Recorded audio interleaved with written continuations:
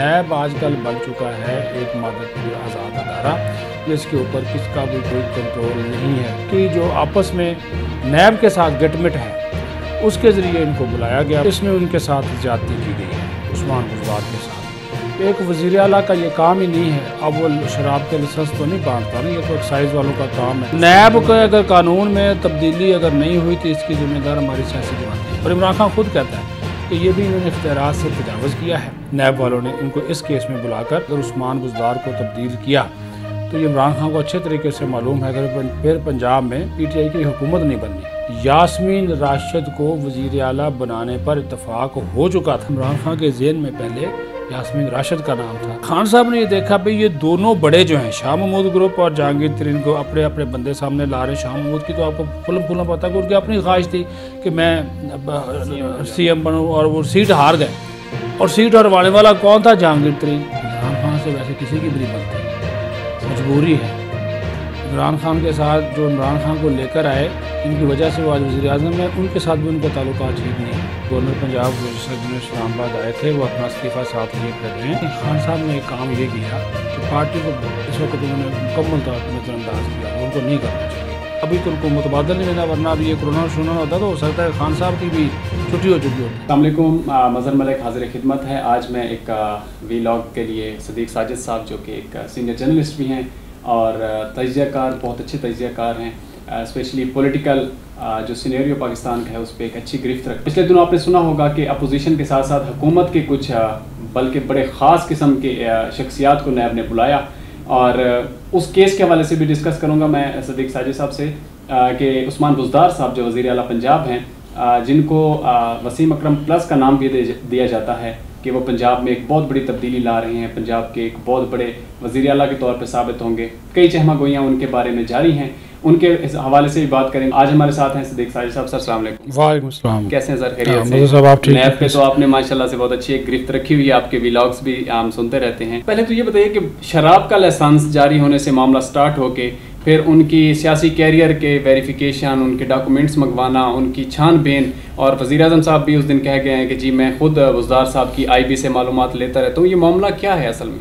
जो उस्मान बुज़दार साहब हैं उनकी जो कारकर्दगी है 2 साल की, उसके ऊपर तो हम बात कर सकते हैं, बहुत से सवालात उठा सकते हैं। लेकिन जहाँ तक इस ख़ास केस का ताल्लुक़ है, शराब वाला, इसमें उनके साथ ज़्यादती की गई है उस्मान बुज़दार के साथ।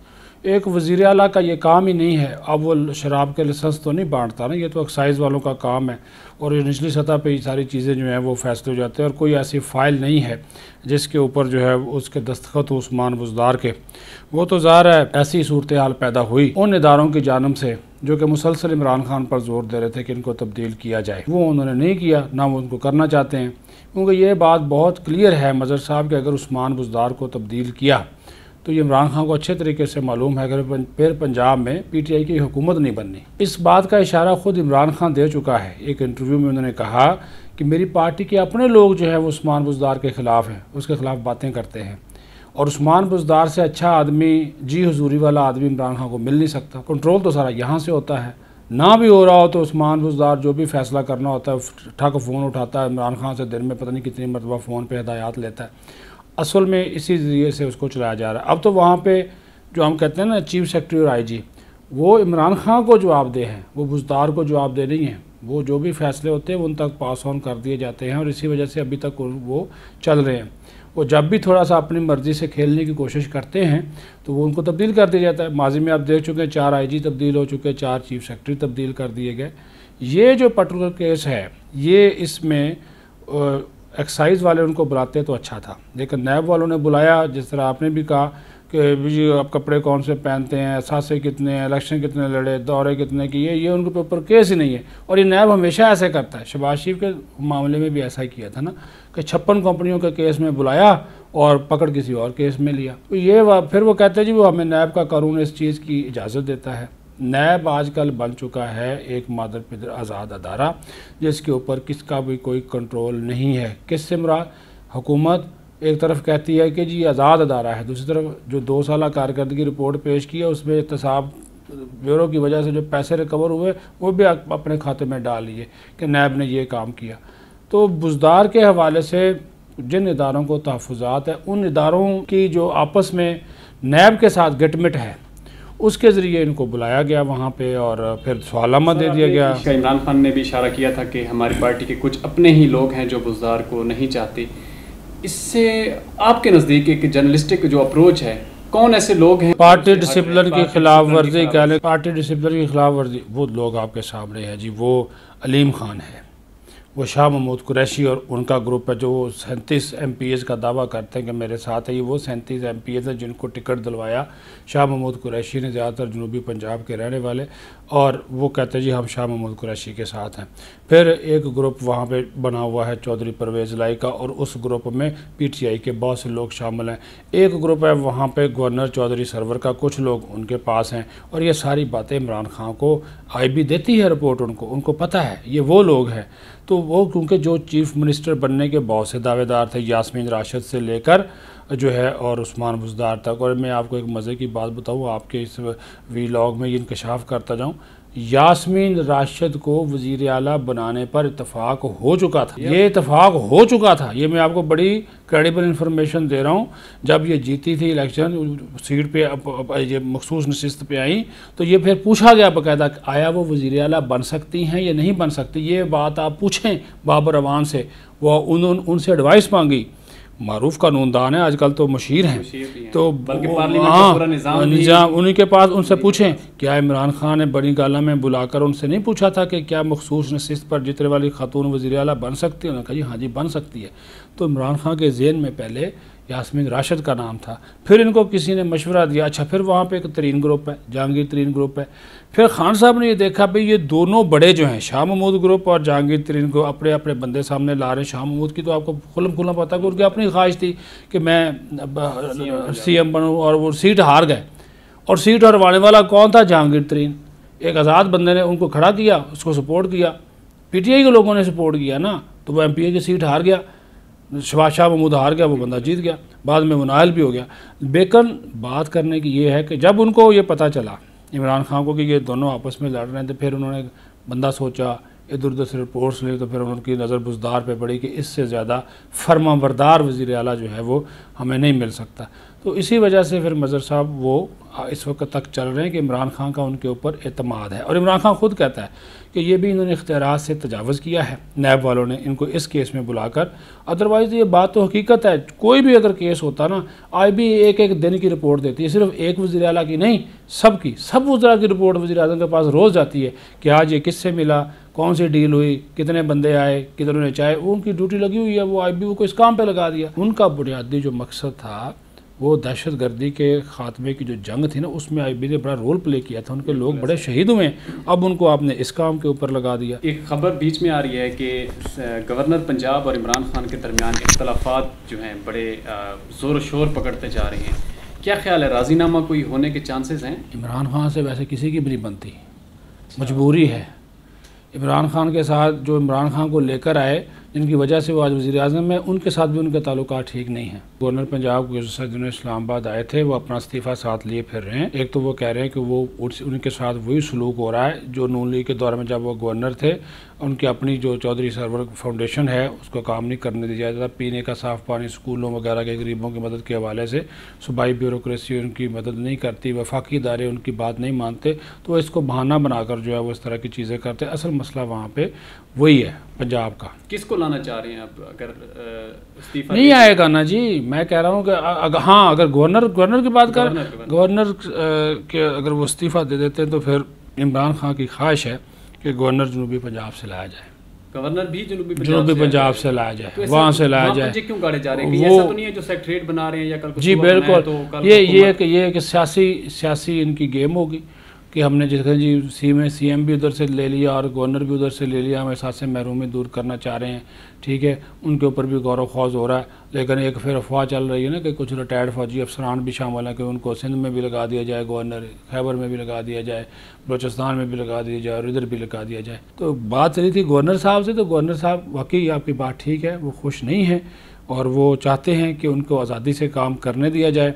और खान साहब के साथ देखे ना, वो फिरदौसा शेखवान भी चली गई, आमिर मुमकियानी को निकाल दिया, बाद में पार्टी का सेक्रेटरी जनरल बना दिया, तानिया दरूस को खुद लाए, बाद में जहांगीर तरीन की कंपनी का होके उनकी तरफदारी करती हैं, मुजफ्फर मिर्ज़ा को खुद लाए, उनको निकाल दिया। ये सारी चीज़ें जो है ना वो किसी पे ज़्यादातर भरोसा नहीं करते। ये आने वाले दिनों में आप देखिएगा और लोग तब्दील होंगे। तो फिर सर, ये आपको नज़र नहीं लगता कि इस तरह के जो फैसले हैं हुकूमत के, ये पार्टी और हुकूमत इटसेल्फ आने वाले वक्त में ये इनको नुकसान देगा? खान साहब ने एक काम ये किया कि पार्टी को इस वक्त उन्होंने मुकम्मल तौर पर नज़रअंदाज किया, वो उनको नहीं करना चाहिए।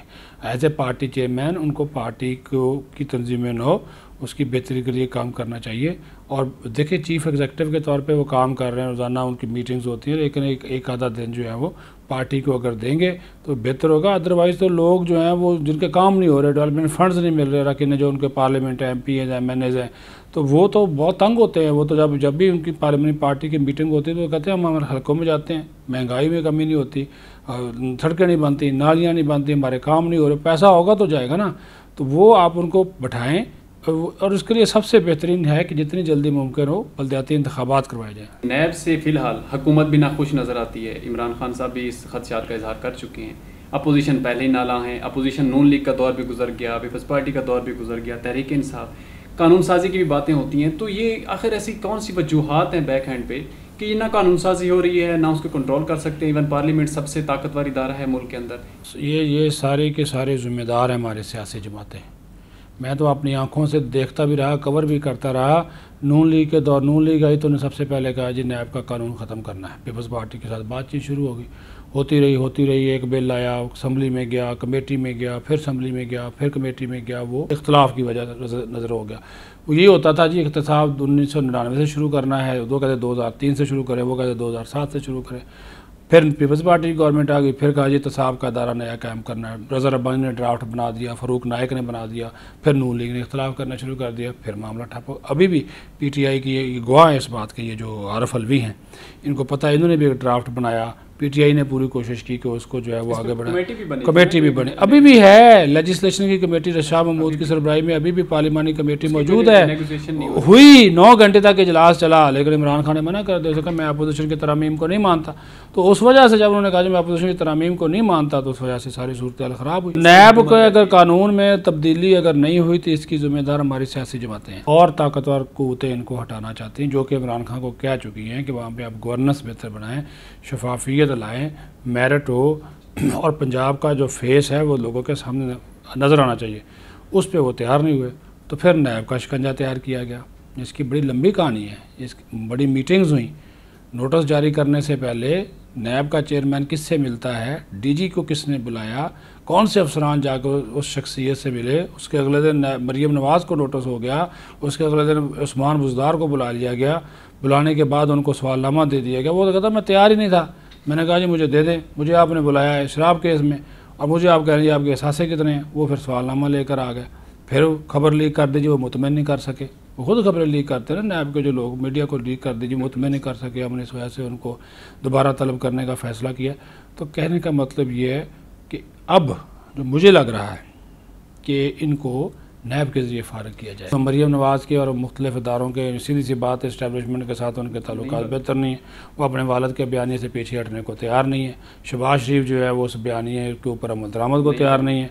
वो इस्टेब्लिशमेंट के साथ बिगाड़ना नहीं चाहते हैं, ये उनके साथ बनाना नहीं चाहते। इस वजह से उन्होंने थोड़ा सा वहाँ पर शो लगाया नैब को दबाने के लिए, इदारों को दबाने के लिए। तो इदारे जो हैं वो मुल्क की बेहतरी के लिए काम करते हैं। वो जब ये देखते हैं ना कि ये अपनी पटरी से ये लोग हट रहे हैं तो उनको हरकत में आना पड़ता है। वे तो देखें ना जी, हर मुल्क में ये काम होता है। वो मुल्क की जो सलामती है उसको यकीनी बनाना। अभी नून लीग से बातचीत चल रही है, पीपल्स पार्टी से बातचीत चल रही है, PTI तो वाले तो खुद ही हथियार डाल के बैठे हुए हैं। वो कहते हैं जी चले ठीक है, उनको तो पता है ना कि हमारा मैंडेट क्या है, लेकिन आइंदा क्या होना है इसके ऊपर इदारे सोचते रहते हैं। और वो इस वजह से सोचते हैं कि उनको पता है भाई इसका तो अभी तो उनको मुतबादल नहीं मिला, वरना अभी ये कोरोना शोना होता तो हो सकता है खान साहब की भी छुट्टी हो चुकी होती। ये भी आपको बता दूं। हाँ, तो ये तो अभी बच गए। अभी उनको मिला है कि 1 साल के आप अंदर इकानमी बेहतर करें, टेक ऑफ कर ले, एक और उनको साल अगर इसमें मिला है तो अगर वो कोशिश करेंगे अभी वो, और ये भी इदारों की सपोर्ट से होगा, ये भी इदारों की सपोर्ट से होगा। और उस्मान बुज़दार को इन्होंने आज तब्दील नहीं किया, कल इनको तब्दील करना पड़ेगा या इनसे तब्दील करवाया जाएगा। नहीं करेंगे तो ये नैब के ज़रिए देख लीजिएगा। ज़ाहिर है एहतसाब अदालत में जाएगा, रेफरेंस फाइल होगा, फिर कोर्ट हाई कोर्ट में अगर वहाँ से सज़ा हो गई, जिस दिन सज़ा हो गई फ़ारुक हो जाएगा। अच्छा सर, आखिरी सवाल इस हवाले से, बुज़दार साहब की कारकर्दगी को पंजाब में आप किस नज़र से देखते हैं? क्या उनको अभी लाहेअमल होना चाहिए एज अ जर्नलिस्ट? उन बेचारे की कारकर्दगी क्या है, सीधी बात करें, उनकी कारकर्दगी इमरान खान की कारकर्दगी एक जैसी ही है। वो उनको आप जब उनके पास इख्तियार नहीं है, उनके पास ताकत नहीं है, आपने उनको एक रखा हुआ है वो पपड़ के तौर पे, तो वो उस तरह तो नहीं होगा ना। इख्तियार इस्तेमाल कर रही है वहाँ पे ब्यूरोक्रेसी, वो अब खामोशी से, वो खामोश तबा शख्स है, वो ठीक है, करप्ट नहीं है, सारी बातें आपकी वो हम मान लेते हैं, लेकिन परफॉर्मेंस की अगर तक बात की जाए, अगर परफॉर्मेंस होती ना, लाहौर ना डूबता बारिशों की वजह से।